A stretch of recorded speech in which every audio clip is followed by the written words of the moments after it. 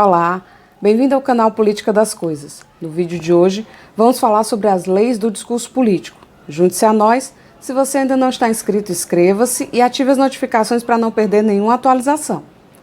Ao longo da semana, você pode acompanhar nas minhas redes sociais as informações sobre estrutura, os tipos e os argumentos do discurso político.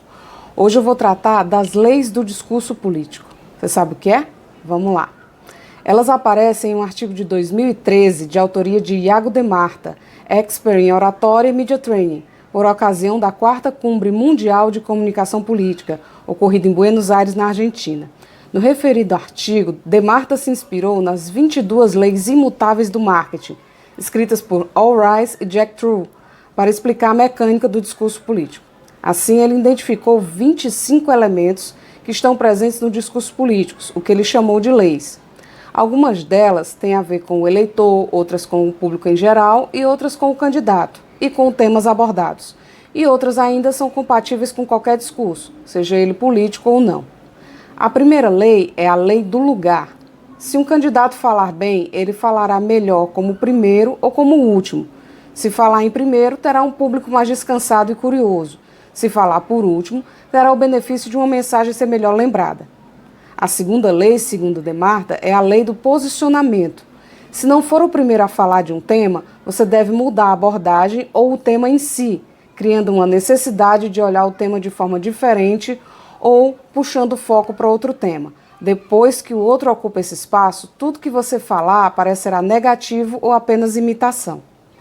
Na terceira lei, a lei do aplauso, é melhor que se lembrem de você do que lhe aplaudam. O aplauso é agradável ao ego, mas não significa conversão em voto.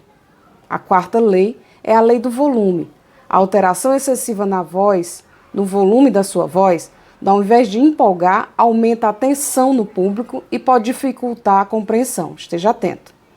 Quando o público não pode aplaudir as ideias, ele aplaude o grito, e o grito não se converte em votos. As ideias, sim. A quinta lei é a lei da percepção. A oratória é uma batalha de percepções, não de argumentos. É como você leva o eleitor a interpretar os assuntos contidos nos seus discursos. A sexta lei é a lei da possessão. O poder consiste em se apropriar de um tema na cabeça do eleitor. Assim, você é imediatamente lembrado quando ele ouvir falar desse tema. A lei 7 é a lei da exclusividade. O eleitor deve vincular o tema a você imediatamente. Vários políticos podem falar do mesmo tema, mas você deve ser a referência nele. A oitava lei é a lei do calendário. O enfoque do discurso vai depender do lugar que ocupa nas fases da campanha. Ele vai mudando de acordo com o avanço das etapas para dar mais destaque a um tema ou a algumas pessoas. Lembre disso. A 9 é a lei da dualidade. Um discurso sempre obedece a uma dualidade. O tema abordado e a imagem que projeta. São sempre esses dois elementos presentes. A 10ª lei é a lei do oposto. O discurso do segundo está sempre determinado pelo primeiro. Se você for o segundo, vai decidir se reforça ou debate as ideias do primeiro, se vai aos mesmos lugares para discursar, se vai falar com os mesmos públicos. Funciona assim. Na 11ª é a lei da divergência. Cada tema se dividirá em 2 ou mais temas de acordo com as necessidades de cada comunidade, município, estado ou país. A 12ª é a lei da viralidade. Os efeitos reais de um discurso começam quando o ouvinte comenta com outra pessoa. É o efeito eco, o boca a boca, que vem acrescido das impressões de cada pessoa. Então, cada pessoa que repete o seu discurso aumenta a impressão dela e o valor. A 13ª é a lei do tempo. A densidade da mensagem é mais importante que a extensão do seu discurso. Resista à tentação de alongar o discurso ou explicar demais as coisas. O importante é o conteúdo. E se ele foi compreendido, tá? A 14ª é a lei da renúncia. É necessário sacrificar algum tema. O seu discurso não pode conter todos os temas de que trata a campanha. Ele precisa focar em um tema que permita identificar você como candidato. Do contrário, você perde o foco e dispersa a atenção do eleitor, o que é mais prejudicial ainda, né? A 15ª é a lei do significado. Cada característica do candidato deve ser reforçada por uma palavra ou uma história para fixar a percepção do eleitor e lhe atribuir um significado. Aí a gente pode lembrar do storytelling, né? A 16ª é a lei da sinceridade. É admitir algo positivo no momento certo e se estabelece uma relação positiva com o eleitor. A atitude frente ao fato se torna mais relevante que o fato em si. Ok? A 17ª é a lei da singularidade. Os eleitores só prestam atenção e se lembram da parte do discurso com a qual eles se identificam. Todo o resto é esquecido. A gente faz isso, não faz? Só presta atenção no que é interessante para a gente. 18ª lei é a lei do imprevisível. Você não pode controlar o comportamento do público, lembre-se disso. O candidato deve se concentrar em seu posicionamento, mesmo que o eleitor não concorde com ele, vai lembrar da sua firmeza ao defender aquele ponto. A 19ª lei é a lei do êxito. Os candidatos resistem a melhorar seus discursos, pois partem da percepção de seus companheiros.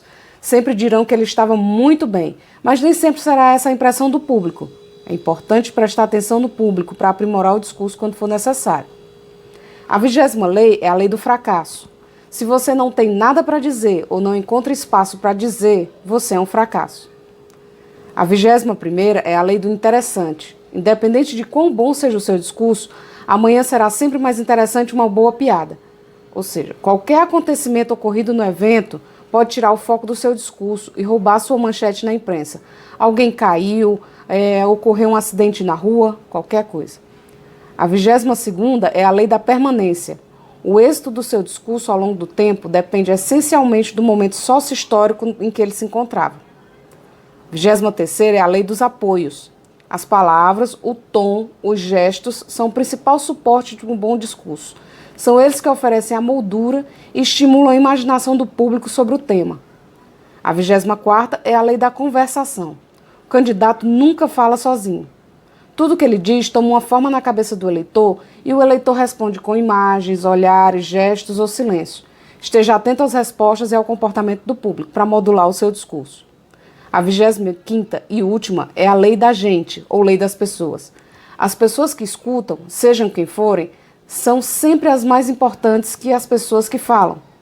Se elas que escutam, são elas que escutam, que votam e que dão sentido à mensagem.